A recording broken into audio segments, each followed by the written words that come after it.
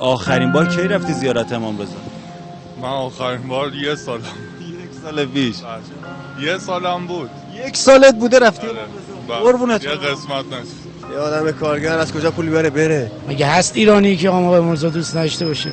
آره پس دوست ندارم. آقا علی ابن موسی رضا کم کسیه. به قرآن آرزومه یه بار برم. قربون امام رضا شدم. با کدوم پول الان آدم بره؟ من میخوام ببرمت. بسم الله بگو یا علی بگو. یه دقیقه بیاده شی تشریف بیارین در عرض 10 ثانیه. بیا بابا این بیا قربونت تو برم. آقا اینا دوست دارن برن امام رضا.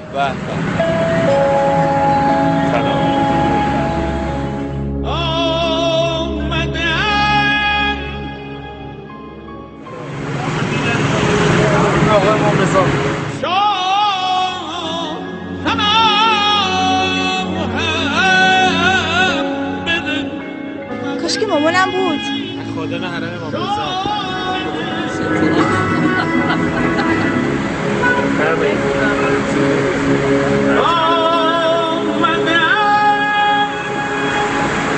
بوی حرمو میده. عشق شوق گریه. همش با هم. مرسی آقا. ممنون. خیلی سورپرایز خوب بود. چیزی نمیتونم بگم. واقعا ممنونم. نمیدونم یه جوری شدم. سورپرایزت کرد امام رضا. آقا امام رضا برم. قربون شما، قربون دستتون. زنده باشید آقا جون. عالی بود. امام رضا سورپرایزت. خیلی عالی بود. انشالله همه رو سورپرایز کنه. از خندهات معلومه حالت خوب کرد. آره علی قبول باشه. قربون برم. هر چی بخواد در این خانواده است. یا امام رضا دست شما درد نکنه. دست شما درد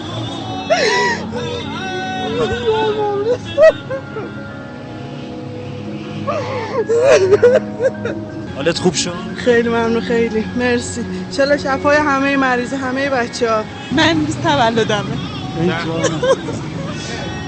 یه جوون دارم، خیلی براش تو. هدیه هست امروز. تولدتون چقدر خوب بود. مرسی، ممنون، عالی بود. قبول باشه. خدا قوت. ممنونم، تشکر. دست شما درد نکنه.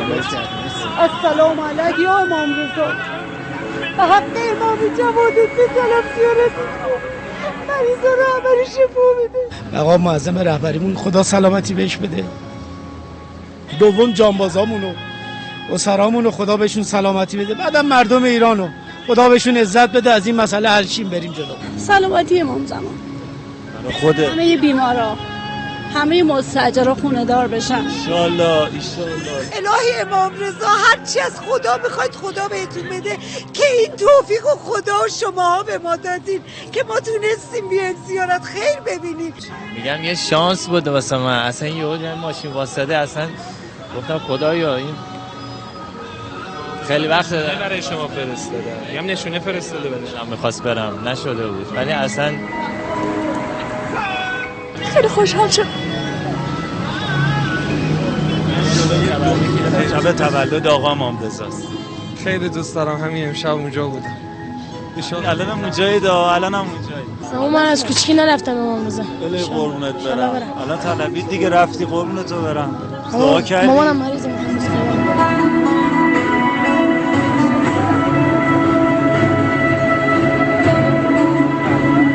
با این پرچم گره‌های از زندگیشون باز شده. با کسایی بوده که منتظر قصاص بودن، به خاطر این پرچم اولیاء دم بخشیدن. امام رضا تولدت مبارک.